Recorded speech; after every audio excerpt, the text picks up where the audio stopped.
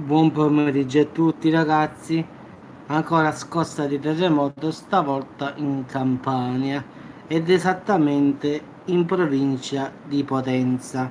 La scossa è avvenuta stamattina alle ore 9 più o meno e la magnitudo era di 2,8.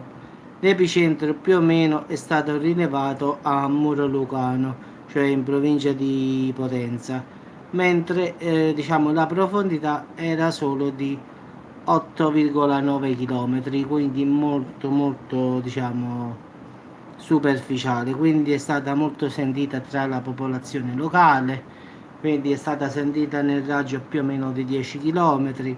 Tante le chiamate che sono state fatte giustamente ai vigili del fuoco per capire cosa stava succedendo, ma in realtà fortunatamente non c'è stato danno a nessuno, cosa oppure persona, quindi in effetti è stata solo la paura del terremoto, in effetti, perché siccome essendo stata una profondità davvero pochissima, cioè 8,9 km diciamo così, è stato molto sentito, anche se la magnitudo è poco di 2,8, però è sempre il problema della profondità, quindi meno profondo è più forte si sente, quindi si è sentita anche se la magnitudo non era chissà che.